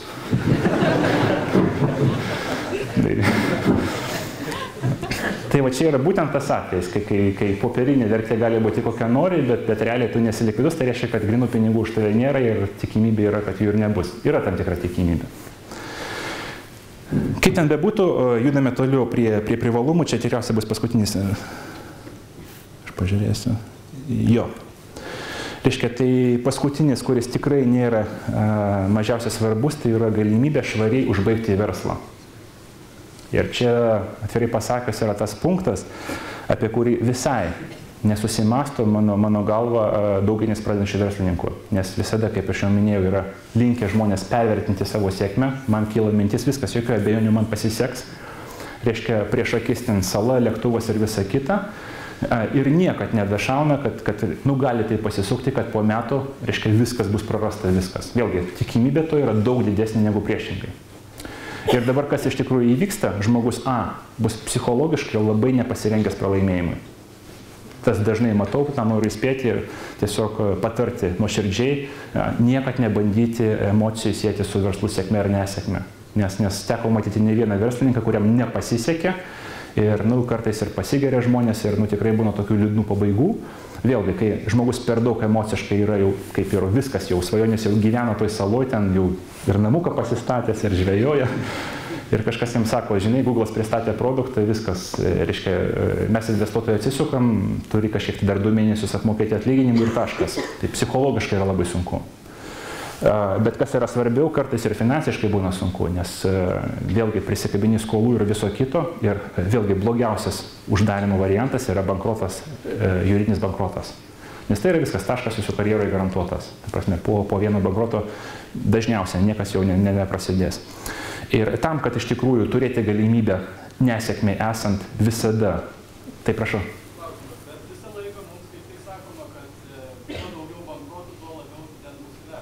Jo, dabar čia aš noriu labai tada į semantiką pasižiūrėti. Reiškia, dažniausia žmonės sakydami bankrotas, reiškia, yra 2 reikšmės. Vienas yra juridinis bankrotas. Reiškia, kad aš turiu skolų, jų nesugebu susimokėti ir, reiškia, tada skelbiu bankrotą, tada teismas mane apsaugo nuo kreditorių. Čia yra juridinis bankrotas. Yra toksai būtinis bankrotas, kur sako tiesiog mano pinigai dingo, nesusimokėjau ir viskas. Tai kai žodžio prasme yra nesėkmė, tai tada būtent taip ir sako, kad žmogus, ką jie nori pasakyti, tai sako, yra patyręs nesėkmių. Bet tai nėra juridiniai bankrotai, kur aš ieškau prieglobsčio, reiškia, ir noriu apsisaugoti nuo kreditorių. Taigi, tiesiog nesėkmių, jų nereikia bijoti. Vėlgi, pagal apibrėžimą jų yra 10 kartų daugiau negu sėkmių. Taigi, nesėkmių patirti nėra, kaip sakoma, tai yra normalu. Visiems tai būna. Bet tokio juridinio tikrąja prasme bankroto, kai tu palieki, reiškia, kreditorius be grąžinimų, tas yra labai nesveika. Tai tokių, reiškia, žmonių jau karjeros yra tikrai labai apsunkintos kaip minimum. Taigi, tiesiog nesėkmių būna ir gali, ir greičiausiai bus, bet formalių bankrotų aš tikrai nepatarčiau pergyventi tą procedūrą, nes tai yra bjauru. Tai yra bjauru. Jau nekalbant apie tai, kad tiesiog nesąžininga. Tiesiog, kai palieki kitus žmonės, pavyzdžiui, ten statybininkai palikdavo žmonės be namų, ten bankai palikdavo žmonės be indėlių ir panašiai, tai yra bjauru. Taigi, vėlgi, dažniausiai mano pastebėjimai žmonės nėra pakankamai pasiruošę nesėkmiai tiek psichologiškai, tiek verslo prasme. Ir vėlgi, jeigu tu dirbi, pavyzdžiui, iš kreditų ir viso kito, jeigu, pavyzdžiui, verslo yra finansavimo trūkumas, pradedi uždėlsinėti sumokėjimai, susidaro skolų ten tiekėjams, partneriams ir panašiai, tos pinigus bandai, reiškia, užkišti skylės banko kredito, reiškia, tą burbulą augini, kažkada ateina momentas, kad jau viskas nebesugebu, nebevaldomas tas, sakysime, burbulas ir tada, būna labai liūdnų atvejų. Ir investicija išorinė yra būtent tas garantas, kuris jums leidžia ramiai miegoti galiausiai. Nes jūs žinote, kas be atsitiktų. Ten rytoj, nežinau, verslas dingsta, viskas. Klientų nėra, pinigų nėra. Jūs žinote, kad blogiausiu atveju viskas, kas atsitiks, tai yra išlikusias sumos jūs atsiskaitysite ten su ofiso, ten ir darbuotojas, atlyginimai, sodrom ir viso kito. Gražiai užbaigsite, gražiai uždarysite ir pradėsite kažką, galėsite pradėti kažką naujo. Dažniausiai vėlgi toks scenarijus nepriimamas dėmesin, jis yra labai svarbus. Nes vėlgi nesėkmės tikimybė yra daug didesnė negu sėkmės. Ir tas yra, vėlgi, jau nešneku, kad psichologiškai pasidaro saugu, nes jau galiu miegoti naktimis, žinau, kad blogiausia, kas bus, pradėsiu iš naujo viskas. Jau nebus tokio, kad lakstys indėlininkai ten, griaus mano, nežinau, mėtys akmenys į mano daržą ir visą kitą. Aiškiai, leidžia tiesiog švariai, gražiai, džentelmeniškai užbaigti visą darbą, jeigu yra nesėkmė. Ir 2 momentus norėčiau galiausiai tokia, kaip padaryti bendrą išvadą. kad mano galva pritraukimas investicijos labai stipriai padidina tikimybę sėkmės, labai, sakyčiau, gal 100 kartų. Vėlgi, nesakau, kad negali būti sėkmės be to, bet labai stipriai padidina jos tikimybę. Ir B, laikausi paprastos matematinės tiesos, kad geriau 80% nuo milijono negu 100% nuo nulio. Taigi atsisveikinant su nedidelė nuosavybė, jūs stipriai ir daug padidina savo tikimybę laimėti. Tai va, dabar užteks dabar bandysiu tokius atsargius, tiesa, dar per baimės praeisiu. Jo, nesigaskit tos moters. Taigi, keletą tokių baimių. Irgi, kai kartais pradedi šnekėti su būsimais verslininkais, labai dažnai tenka girdėti tam tikrų konkrečiai objektyviai baimių. Tiesiog žmonės bijo. Turi tam tikrus stereotipus. Grįžtant prie to jūsų pasisakymo, kad užvaldys verslą, norės spręsti, išmes mane velnio per visą kitą. Taigi norėjau per tokius dažniausiai sakomas baimės praeiti ir pabandyti šiek tiek išskaldyti. Taigi pirmas pagal svarbą yra punktas investuotojas pavogs mano idėją. Reiškia, nežinau, gal šnekant su tais žmonėm, kurie dar nepradėjo savo verslą, gal 80% bijo, kad turiu idėją, reiškia, niekam ją nesakysiu, nes nedaug dievė pasakysiu, o dar labiau investuotojui, kuris yra užauginęs ne vieną verslą, pavogs mane, išspirs, mano idėją gyvendins, viskas manęs nebus. Tai yra dažniausiai, bent jau mano sutinkama baimė. Taigi, pirmas dalykas, aplamai, norėčiau truputėlį nuleisti į žemę, nes pasakysiu taip gal ir griežtai skambės, bet netikiu idėją, tikiu įgyvendinimu. Idėja savaime yra niekas, nulis. Sugalvojau dabar televizorių, tokio plonio, viskas, čia mano idėja. Kas iš to? Kažkas man sumokės, kažkas pavogs, ar kažkas iš jūsų darys? Ne. Jeigu aš sugebėsiu realiai padaryti televizorių, tokio plonio, tai tada taip. Tada aš tikrai žinau, kad parduosiu, geresnis bus už Samsungą ir kažkas jį pirks, bet iki kol aš tą neįgyvendinu, nepadariau, tai yra nulis. Kaip? Taip, prašau. Kiek svarbu tave turėti prototipą, ieškant atsakymą? Šiaip aš gal truputėlį, jeigu leisite, irgi per porą skaidrių peršoksiu ir prie to grįšiu. Bet pirmas momentas, kad kaip jums beatrodytų, kad jūsų idėja unikali, stebuklinga, visi tik tai mėga ir sapnuoja, kaip ją pavogti, realybėje taip nėra, idėja yra niekas.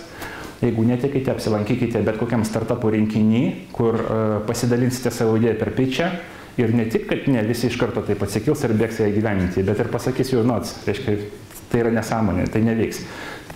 Greičiausiai netgi ne tik nepanorės pavogti, bet ir sakys, ir atsiprašau, tik to. Tai tik tai jum atrodo dažniausia, kad ta idėja yra super stebuklinga, niekam kitur taip neatrodo. Dažniausia. Dėl to jos nevoks. Kitas dalykas, kad investuotojai, vėlgi, jeigu jie norėtų kurti verslus, jie kurtų verslus, o ne investuotų. Statybininkas stato, daktaras gydo, pilotas skraido, investuotojai investuoja. Jie nekūrė verslų. Pasakysiu vieną subtilų momentą. Iš esmės, jie tam tikrą prasme pasinaudoja verslininku. Nes jūs linkę pervertinti stipriai savo idėją. Stipriai. Daug labiau negu statistiškai jinai yra verta. Tai reiškia, kad jūs įdėsite savo laiko, resursų, pastangų, nemiegotų naktų ir panašiai daug daugiau negu statistiškai. To reikėtų, pavyzdžiui, objektyviai vertinant sėkmės tikimybę. Jie žino, kad jie jūsų energiją gali nupirkti papigiai, nes jie sumokės realią statistišką kainą. Jie žino, kad iš 10 verslų vienam pasiseks, reiškia, vienas išaugins mūsų investiciją 10 kartų, reiškia, aš esu linkęs jums sumokėti tiek už riziką, bet aš realiai statistiškai žinau teisingai, kokia mano rizika tikimybė, bet to nežinote jūs. Jūs dažniausiai būsite pervertinę ir, atsiprašau, jūs arsite, o jisai tiesiog sėdės ir pasinaudos ten trečdaliu ar ketvirtadaliu jūsų laimikio. Taigi, naudingiau rizikos kapitalistui yra investuoti po nedaug, bet iš 100 verslų. Ir tai yra saugiau, ir tai yra uždirbis jų didesnis, nes iš esmės jie pasinaudoja tą energiją, kurią jūs dovanojate iš esmės. Nedovanojate, bet įdėte į verslą. Taigi, pirmas dalykas. Arogantiška būtų galvoti, kad jeigu kilo idėja, kad tai yra super stebuklinga, niekas iki to nedasigalvojo ir tik tai ją pasakius iš karto visi griebs dalyt. Naivu ir arogantiška. Antras dalykas. Iš tikrųjų, idėja nėra niekas, įgyvenimas yra viskas. Ir trečias dalykas, bent jau investuotojai tikrai to nevoks, nes jie investuoja ir jų maksimizuojantis pelną modelis, tai yra investuoti po nedaug, bet į 100 kompaniją. Nes jie riziką valdo per kompanijų kiekį. Nu, nežinau, teko įtikinti ar ne, bet tokius sugalvojo pagrindinius argumentus. Dabar investuotojas užvaldys mano kompaniją. 2 minutus pasistengsiu taip, paaiškinti gyvai. Pirmas dalykas, dažniausia kompanijos valdymui sentimentą turės įkūrėjas. Jisai bus labai jautrus bet kokiems klausimams, kurie susijęs su kompanijos valdymu. Reiškia savo gale, savo balsavimo teisę, galimybę spręsti ir panašiai. Dažniausiai investuotojas tokio sentimento apie verslą neturės. Atvirkščiai, kuo verslui geriau sekasi, tuo investuotojas nori mažiau daryti, aplamai kištis tame versle. Vėlgi, jeigu jisai norėtų kurti verslus, jisai būtų verslininkas, nebūtų investuotojas. Investuotojas yra pagal elgesį tinginys.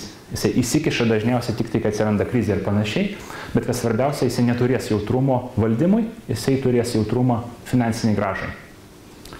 Ir iš tikrųjų labai paprastas sprendimas, kurį dažniausiai taiko startupai, tai yra investicinė sutartis išskiria atskirai valdymą ir atskirai finansinę grąžą. Dažniausiai intuityviai nepatyrę verslininkai mano, kad tai yra bet kuriuo atveju nustatoma proporcingai turimų akcijų. Pavyzdžiui, turiu 20% akcijų, tai kai pardavus ten verslą už milijoną, gausiu 80% nuo milijono, o balsavimuose balsuosiu, reiškia, didžiąją daugumą, tai yra 80% balsų. Dažniausiai sutapatina akcijų skaičių, reiškia, finansinę grąžą ir kompanijos valdymą. Realybėj atskiriami dalykai. Reiškia, atskirai yra apibrėžime, kaip balsuojama, ir atskirai yra apibrėžime, kokia yra grąža. Dažniausiai kapitalistas arba venture capital turės norą maksimaliai padidinti finansinę grąžą, taigi sutartis skambės, kad jeigu ten parduosim už milijoną, nesvarbu, kad aš turiu 20%, bet iš pradžių aš grąžinsiu savo $500 000 investicijų, po to dalinamės, reiškia, per pus. Tai dažniausiai jie maksimizuos savo finansinę grąžą. Bet tuo pačiu jie bus linkę ir labai nesunkiai atiduoti jum valdymą. Taigi gali sutartis skambėti, kad jūs kaip verslininkas, pavyzdžiui, likote tik tai su 10% kompanijos, bet jūsų balsavimo teisės, sprendimo priėmimo teisės yra lentinos, viskas, jums nereikia konsultuoti. Tai toksai ekstremas, kraštutinumas visiškas yra tas atvejis, tai vadinama auksinė akcija, kai tu turi vieną akciją, bet prie jos prilygdytos visos balsavimo teisės. Nesvarbu, kad jinai sudaro ten gal 1% nuo kompanijos, ar 100-dalį, ar 1000-dalį. Bet investicinė sutartis sako, kad balsuoja, reiškia, tiesa, juridiškai yra atskiriamos akcijos į klases ir sakoma, va čia yra tokia klasė akcijų ir bet kurie valdymo sprendimai priimami daugumos balsai va tos klasės akcijų. Sutiksite pavadinimus kaip preferred arba ypatingos, privilegijuotos akcijos, paprastos akcijos ten ir taip toliau, taip toliau. Bet ką aš noriu pasakyti, kad dažniausiai, klausiant apie valdymą ir panašiai, taip, visi verslininkai bus jautrus, visi norės valdyti maksimaliai, atiduoti mažiausiai. Dažniausiai tai lengvai išsprendžiama per tai, kad investicinė sutartis atskirai apibrėžia, kaip vyksta balsavimas ir sprendimai ir atskirai, kaip vyksta finansinė grąža, jeigu jums kaip dalinatės pelno arba kaip dalinatės pajamas ir tą pirkimo kainą ir taip toliau, taip toliau. Dabar atvejais, kada jūsų interesai kirsis, tai yra tik, kai kompanija nesiseka. Nes vėlgi investuotojas dažniausiai norės kištis tuo atveju, jeigu kažkas eina ne taip. Pavyzdžiui, ten pardavimai krito, esate nepelningi, kažkas neįvyko ir panašiai. Jisai griebsis gelbėti kompaniją iki kraštutinumo, kaip pavyzdžiui, ten įvesti, vėlgi, jeigu investicinė sutartis tą leidžia, ten tiesioginį, aiškiai, kontroliavimą ir panašiai, tai yra labai kraštutiniai atvejai. Retai išskirtiniais atvejais įvyksta, bet tokia atveju, kas yra įdomu, kad netgi tai gali būti jums naudinga tam tikrą prasme. Nes visada, kuriant verslą ir darant verslą, jūs turite dvi kepurės. Viena iš jų sako, aš darau tai yra for fun, noriu pakeisti pasaulį, man linksma programuoti, ten kažką daryti. Kita kepurė yra jūsų paties kaip investuotojo, kuris sako, iš to verslo to pačiu aš noriu maksimaliai gauti pinigų. Visada tas dvi kepurės nešiojate. Reiškia, ir tokiais atvejais labai dažnai yra jūsų pačių interesų konfliktas, kada ta pirmoji pusė sako, man patinka linksmintis ten, tokį produktą turėti, taip jį pardavinėti ir panašiai, nes man dėl to kaifas, kad aš taip darau, bet jūsų kita pusė sako, nu, tu nesąmonę darai, tu neprofas esi ir tavo finansinė pusė nukentės. Tai tokiu atveju investuotojai juokauja, kad jie gina jūs pačius nuo jūsų pačių. Jūs neduoda jūsų kaip investuotojai savo interesus, reiškia, prarasti jūsų kaip fondų turėtojų ir panašiai. Bet vėlgi, praktikoje tai yra reti atvejai, labai reti. Ir dažniausia investuotojai yra labai linkę maksimaliai atiduoti valdymą jums, nes jiems to nereikia. Jie nekaifuoja valdant jūsų kompaniją, jie nori išvengti maksimaliai bet kokio įsikišimo, sėdėti ir gauti gražą. O jie nori tiesiog finansinį gražos, tą galima sureguliuoti tiesiog su teisinga investicinė sutartim. Dabar irgi, sakysime, vienas iš dažnų tokių baimių yra, kad investuotojas norės didžiausios verslo dalies, tai man paliks ten procentą, 2, 5, 10. Ir intuityviai atrodo, kad taip ir gali atsitikti, nes pavyzdžiui, kai eini investuotoją, ten prezentacija 3 draugai, tau reikia $1 milijonų, tai tu netgi negali galvoti, kad tą milijoną gali tau sumploti, pavyzdžiui, už 10% įmonės akcijų. Tau atrodo, kad už tokį pinigą tai kaip ir visą kompaniją išpirktų. Realiai, reiškia, pasakysiu, kad yra toksai sweet spot arba tas nuosavybės lygis, kurį dažniausiai siekia akcininkai, investuotojai, tai yra 20%. Nesigilinsiu kodėl, kam įdomu gali pagūlinti, bet dėl daugelio priežasčių tai yra sweet spot. Tai yra ta nuosavybės dalis, kurią dažniausiai norės pasiimti investuotojai mainais į investiciją. Iš karto irgi pasakysiu, kad kaip aš jau šnekėjau, kad atskirai yra ir valdymas, ir finansinė grąža apibrėžiama investicinė sutartim, tas 20% turėjimas visiškai nereiškia, kad jie gaus 20%, pavyzdžiui, pardavus kompaniją už $1 milijoną. Dažniausiai grąža bus labai nelininė ir vėlgi priklausomai nuo sutarties, o ne nuo akcijų skaičiaus, priklausys, pavyzdžiui, pardavus įmonę už $1 milijoną, ar jie gaus $500 000 ar tik tai 200 000.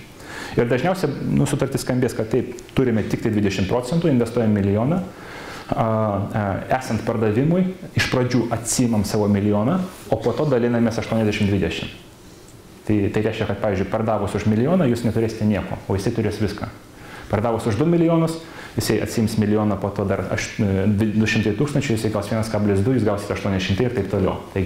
Taigi, kuo labiau sekasi, tuo labiau jūs priartėjate prie savo tikrosios dalies, bet nesėkmės atvejais, nesvarbu, kad turite 80%, galite aplamai ir nieko nematyti. Nes vėlgi, šiandien iš to, kad tikimybė, kad jums nepasiseks, yra daug didesnė, kad pasiseks. Tai reiškia, kad tikimybė, kad teks atsisveikinti su kompanija, parduoti yra pigiau negu jūs investavote, yra labai didelė. Dažniausiai vėlgi investavus $1 milijoną gali tekti parduoti už 100 000 ar mažiau. Reiškia, prie tokių mažų sėkmių jūs nematote nieko. Taigi tai yra ta kaina, kurią sumokė investuotojai už tai, kad jisai sutinka investuoti daug, esant iš esmės tik tai popieriams, 3 studentams ir tiesiog prezentacijai. Taigi jie nenorės 90%. Dar viena tokia yra labai rimta priežastis ir tikrai tą pašnekėjus su investuotojais suprasite, kad, kaip aš jau minėjau, jūsų didžiausias resursas, kurį jūs skiriate, tai laikas, energija. Ir jūs skiriate neproporcingai daug. Daug daugiau, negu statistiškai priklausytų sumokėti, sakysime, už tą loterijos bilietą. Daug daugiau, vien dėl to, kad jūs daugiau tikite savo idėją. Ir investuotojas realiai nori to pasinaudoti, nes jisai gauna gerą prekę už protingą kainą. Bet jisai taip pat žinos, kad jūs dirbsite kaip už tėvynę, tik tai tuo atveju, jeigu jūs busite didžiosios dalies savininkas. Kitais žodžiais, jo tikimybė pasidaryti pelną iš 20% yra daug didesnė, negu pasidaryti pelną iš 80%, nes jie žino, kad prie tokio santykių jūs nebusite taip motyvuoti. Iškia, naktimis nemiegoti, ten dirbti ilgai ir sunkiai ir taip toliau, jeigu jums priklauso mažuma. Dažniausiai psichologiškai, sakysime, iki 70% jūs dar jaučiatės kaip ir savininkai, dažniausiai, sakysime, jau prie 60, 50, 30 ir taip toliau, dažniausiai jau prarandi tą nusavybės jausmą ir tada pradedi dirbti kaip kolūkija. Ir tą investuotojai puikiai žino. Jie nori išgauti iš jūsų maksimaliai energijos, taigi jiem vėlgi jų pelno optimizuojantis taškas yra 80-20. Dabar sekanti baimė tai yra, kad reikia sudėtingų verslo planų. Ir tą baimę, atvirai pasakęs, aš irgi turėjau, vėlgi tam pačiam universitete per keletą kursinių bandęs priduoti keletą verslo planų, kur reikėjo ten Excelio lentelę nežinau kiek ir kokių paskaičiavimų ir nežinau kito laiko, man toksai kaip kilo tokia baimė, kad eiti parašyti ypač didelį pinigą, tai neįmanoma, bet ten 150 puslapį, ten vos ne disertacijos. Ir labai nustebau, kad, sakau, aš pradėjau bendrauti su Exceliu, iš esmės jie už mane paruošė tą prezentaciją. Pirmas dalykas, reiškia, jie man sufleravo Aš jiems sakau, kaip tą daryti. Reiškia, man atsiuntė pavyzdį kitos kompanijos, ištrinė pavadinimą, sako, va taip ruošk. Aš parašiau. Jie sako, ne, taip netinka, reiškia, duok aš tau perrašys, reiškia, jie už mane paruošė, bet tai buvo 5 skaidrės. 5 skaidrės po, nežinau, ten vienas grafikas ir panašiai. Taigi visa prezentacija yra labai paprasta būtinė kalba, ne mokslinė, ne ten finansinių srautų kontekstai ir panašiai. Tiesiog paaiškinti, ką tu darai. Reiškia, ir viena iš priežasčių yra ta, kad reiškia, per investuotojus praeina labai daug prezentacijų, jie patys netingi, nepretenduoja tai, kad suprasti ten labai stiprią dokumentaciją. Jiems reikia tiesiog suprasti, ką jūs darote. Taigi ta baimė tikrai yra nepagrįsta, jeigu manote, kad labai sudėtinga reikia ruošti prezentaciją, tai yra, nežinau, iš interneto galite atsisiųsti tiesiog, pavyzdžiui, investment pitch ar tiesiog investment presentation. Ir tai yra, tikrai galima pagimdyti per vieną vakarą labai nesivarginant. Ir tą puikiai supranta investuotojai ir tikrai tai nėra super sudėtingas dalykas. Dabar irgi viena iš tokių gal mažiau, bet tikrai realių baimių yra, mes esam pusantro žmogaus, tai yra aš pilną laiką ir mano kolega per puslaikio. Prezentacija, jokios ten kompanijos pavadinimo, brendo, buhalterių, reiškia, jokių požymių, vizitkių netgi neturime. Ir kaip čia dabar ateis kažkas į mane ten investuos milijoną.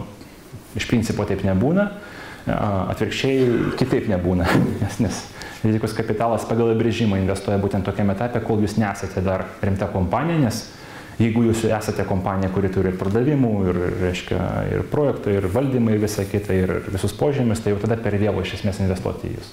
Tada grąža yra minimali. Taigi taip nebūna. Ir irgi, kaip išvestinė panaši tokios, reiškia, baimės yra, esu studentas ten ar moksleivis, kas su manim šnekės, kas aplamai rimtai mane žiūrės. Ir čia irgi netiesa, dažniausiai investuotojai pilnai supranta, kad tarp kitko, kaip keista bebūtų, bet stebuklingiausias paskutinių pačio laikų idėjos ir kompanijos ateina būtent iš jaunimo. Tas pats Zuckerbergas, Laris Sergejus ir krūva kitų.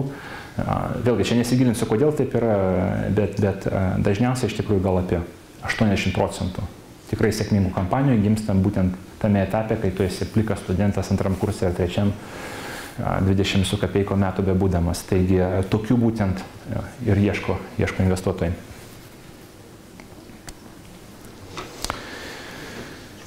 Tai va, iš karto daugelį, prašau. Mano klausimas vienas.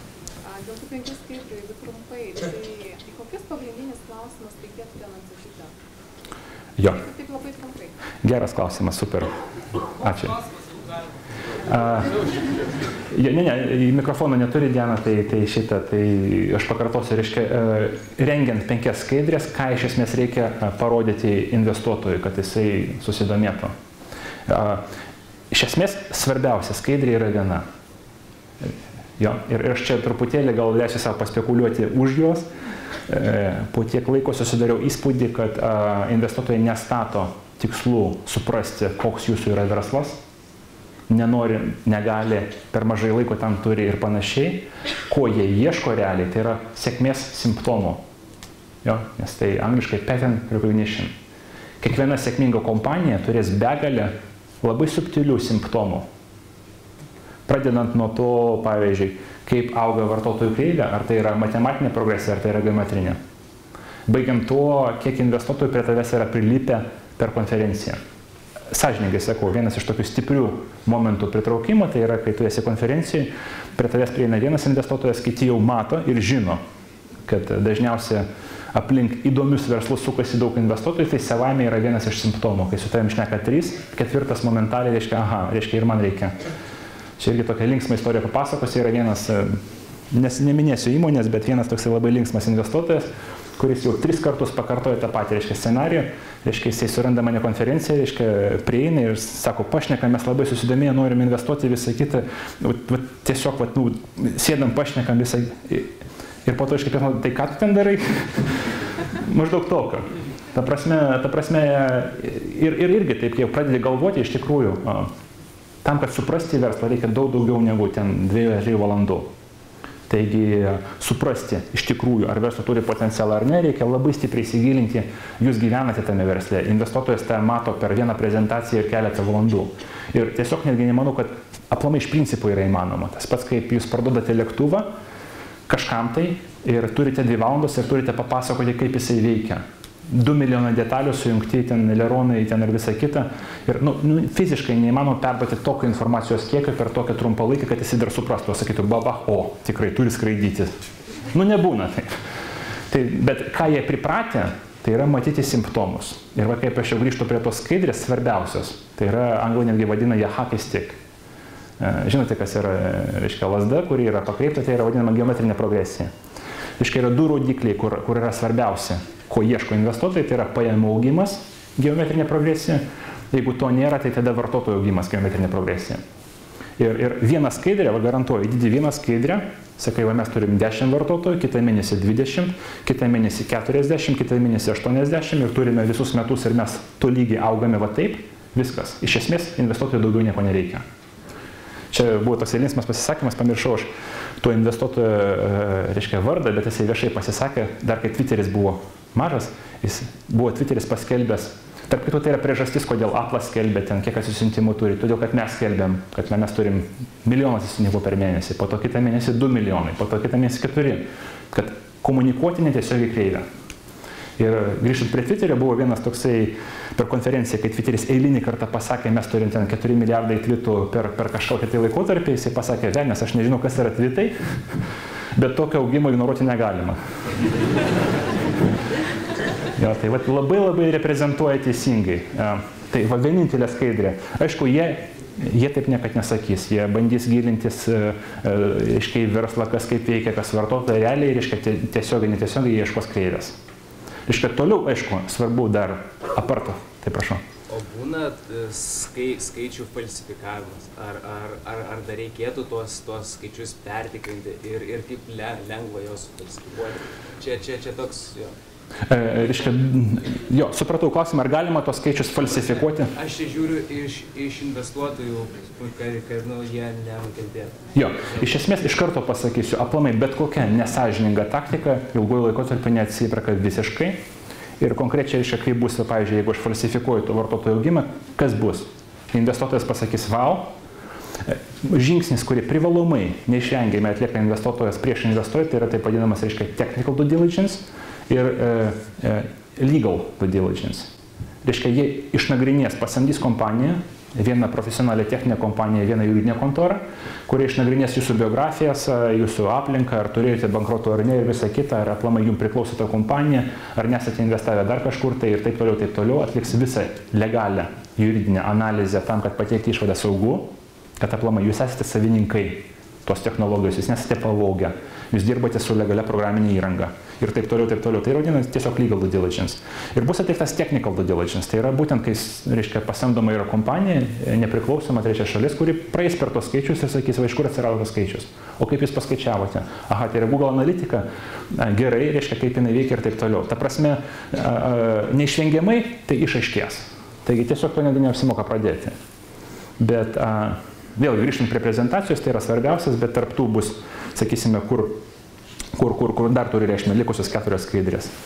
Antroji pagal svarbą bus komanda, nes investuotojai žino, kad nuo komandos priklauso labai daug ką. Taigi, kuo geresnės yra rinkinukas žmonių, pavyzdžiui, aš esu Petras, aš dariau 10 svetainių, iš jų 5 veikia super ir ten turi tą. Dėl to žinau, kaip programuoti svetainės. Čia yra Jonas, jisai dirbo marketing, ten rinkodaros vadu, ten kompanija XYZ. Jisai yra prasukęs, išsukęs tokius produktus. Čia yra Kestas, jisai yra pardavimų vadas, jisai dirbo ten bitėje pardavinėdamas telefonus ir taip toliau. Tai prasme, investuotojas antroje vietoje žiūri, kad iš tikrųjų idėja gali būti stebuklinga, visa nuo komandos priklausys daug ką. Taigi labai padeda, kai tiesiog įjungi tą skaidrę komandą. Bet atsiprašau, tai ar nėra taip, kad paskui ta komanda samdoma? Kaip aš jau minėjau, dažniausia yra dinamika tokia, kad būna 1 arba 3 įkūrėjai, tame tarpe 1, 2, 3, 4, 5 maksimum. Dažniausiai, prieš pirmų pinigų pakeliant, yra tik ta periodinė komanda, tada turi kvalifikacija kiekvieno reikšmė. Dažniausiai tos jau stiprius vadovus nuperki už investuotojų pinigus, bet kaip aš jau minėjau, dažniausiai tu turėsi nuo 2 iki 4 raundų, tai kiekvienam raundė be abejo maksimaliai paryškini, pasakai, kad pas mus perėjo ten rinkodaros vadovas iš Google, pas mus perėjo tas ir tas, tada kas sekantį raundą, tas be abejo turi labai daug reikšmės.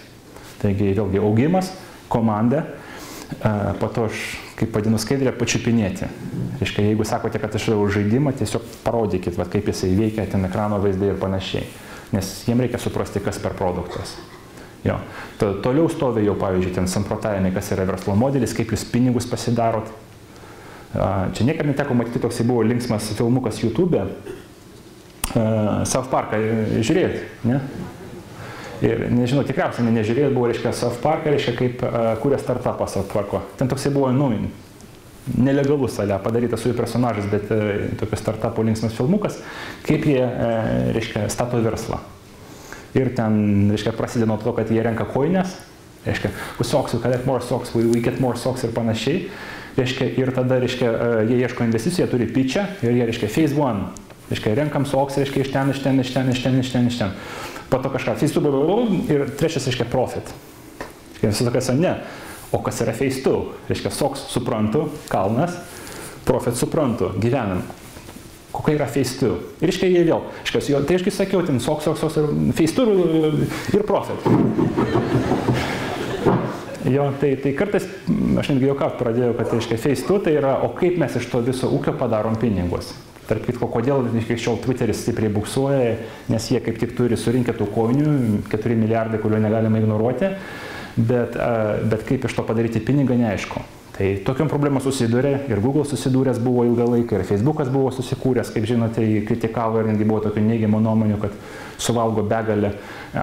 YouTube'as dabar buksuoja labai stipriai, nes Google kainuoja apie $300 milijonų išlaikyti tiesiog tą YouTube'ą ir panašiai. Taigi tai yra dažnas klausimas, jisai nėra principinis, nes vėlgi savaime 4 milijardai koinių jau yra gerai. Bet iš tikrųjų viena skaidrė, kuri paaiškintų, kad kaip mes paverčiam, kas yra phase 2 ir kaip mes koinės paverčiam verslu ir iš to uždirbam pinigus, tas praverčia. Jo, ir be abejo, aplamai tiesiog pristatymas, kas yra, reiškia, turime tiek serverių, reiškia, turime tokią srautą, aplamai statistiką. Reiškia, turime ten tiek patentų, jeigu kažką tai kažkur buvom gavę ir panašiai, tai grubiai, sakysime, tokios skaidrės būtiniausios. Bet, tikrai tai nėra ypatingai sunku. Vis dėlto skamba gerai, gražiai, stebuklingai, bet yra tam tikrų ir sunkumų. Taigi, pirmas dalykas, kad susitaikyti su to reikia, kad tai yra sunkus procesas. Vidutiniškai, vėlgi, kaip aš tiesiog bandžiau išskaičiuoti iš patirties, iš kolegų, kad finansuojame viena iš 20 paraiškų. Kad pritraukti investiciją, kartais reikia praeiti per 20-30 investuotojų, išgirsti gal 20 atsakymų, kad ne visiškai nesąmonė, tam, kad iš tikrųjų kažką gauti. Taigi irgi reikia suprasti investuotojus, jie gauna daug paraiškų, labai daug paraiškų kartais yra banaliai, naivių, kur tikrai doesn't make sense any at all. Tai tokių jie filtruoja ir tiesiog tai yra sunkus darbas. Tai tiesiog taip nebūna, kad ateini, iš karto tau davė milijoną ir panašiai, tai yra sunkus darbas. Po to iš tikrųjų reikia įdėti gerą idėją. Ne kad jums atrodo, kad gera idėja, bet iš tikrųjų gerą idėją. Tai būna pakankamai retai, kad idėja, kurie iš tikrųjų yra verta. Kaip jau minėjau, stipri komanda yra labai svarbu. Ir kas, vėlgi, kas svarbiausia reikia turėti, kai išvelgs nenori investuotojas, tai yra motyvacija. Nes jeigu iš tikrųjų kažką nori padaryti, stipriai nori. Ne taip, kad iš principo būtų neblogai, bet tikrai nori. Tai tas yra svarbu. Be abejo, priimant investicijas atsisveikinti su tam tikrą verslo dalim. Taigi, nors ir 20%, bet prarandi, tai prašau. Kaip geriau parodyti, kad turi daug motyvacijos? Šiaip, jeigu jau taip visiškai, kaip sakoma, formaliai teisingai atsakyti į klausimą, investuotojai daeis iki to, kad skambins jūsų draugam, partneriam, šeimai ir klaus, kas jūs esate toks, ar iš tikrųjų jūs pravedėte ten ofise 10 valandų ir taip toliau, taip toliau. Ta prasme, greičiausiai jie vėlgi per tą patį due diligence maksimaliai įsiaiškins, reiškia, kas jūs toks, kaip jūs dirbate, kokie atsiliepimai kolegų. Kad tie reference callai, jie nėra Lietuvoje populiarūs, bet užsienyje be jų niekas nebūna. Vėlgi, tiesiog esi pasiruošęs tam, kad išklausys visų tavo kolegų draugų. Vienas iš tokių rimtų momentų, tai yra priimant investiciją, iš esmės tai yra tam tikras įsipareigojimas iki kol mirties išskirs mus. Arba verslo kalba iki kol pinigai baigsis. Nes labai dažnai į verslą žiūri neatsakingai. Ai, čia studentauju, čia paverslauju, čia kažkokią tai puslapį turiu, gal darau, gal nedarau, pasiseks, nepasiseks, duos milijoną gerai. neduos negerai. Taigi vėlgi tiek iš etinės pusės, tiek iš verslo pusės tai yra iš esmės pasirašymas pasižadėjimo, kad aš prašau pas tave milijoną, bet tuo pačiu aš esu pasiruošęs, pasirengęs pažadu, kad artimiausius metus 2-3, iki kol tas milijonas nesibaigs, atiduoti visą save, visą savo energiją, visą savo darbą iš tikrųjų tam projektui. Tai yra rimtas pasižadėjimas. Nes iš tikrųjų tai yra tam tikras apsisprendimas, kad šiaip tokia pusiau hobį, pusiau kažko, aš pasižadu, kad aš darysiu tą nuoširdžiai maksimaliai gerai atsidavęs viskam. Tai yra svarbus psichologinis momentas, svarbus pažadas. Ir pasakysiu, kad vėlgi nesigilinsiu į tas juridinės detalės, bet ta investicinė sutartis iš esmės nori privers jūs tą daryti. Taigi bus labai naivu tikėtis, kad duos milijoną, pasistengsiu, pabandysiu ten kažką tai dar čia padarysiu, norėsiu, nenorėsiu, dirbsiu, nedirbsiu, viskas. Arba taip, arba taip. Ir iš tikrųjų dar vienas momentas, gal to ir užbaigsiu, kad yra, kaip aš jau minėjau, nemažai priežasčių, kodėl jūs norite pradėti verslą. Ir dažniausia priežastis bus ne finansinė. Dažniausia priežastis bus, aš darau, kas man patinka ir ką aš noriu pasiekti, pakeisti, man yra fun ir jeigu už tai dar man mokate, tada gerai. Dažniausia bus. Bet pirmą kartą, kai jūs paimate išorinius pinigus, svetimus pinigus ir pasamdote nors vieną darbuotoją, iš esmės jūs jau bent jau etiškai prarandate teisę žiūrėti į verslą kaip į savo kitų poreikių tenkinimo būdą.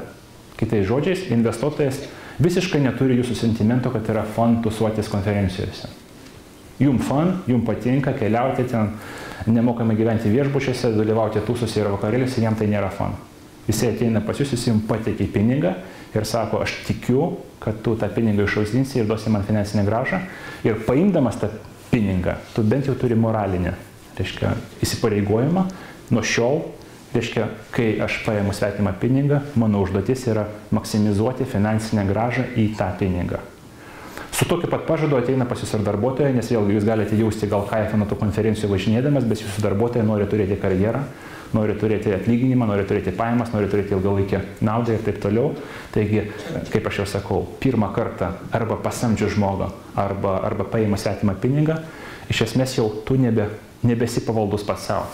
Čia kaip apie prezidentus sako, kad jie nėra žmogus, jie yra institucija. Jie negali sau leisti savo asmeniniams, teoriškai, praktiškai, gal kartais būna kitaip, bet teoriškai jie negali sau leisti savo asmeninius tikslus statyti virš šalies tikslų.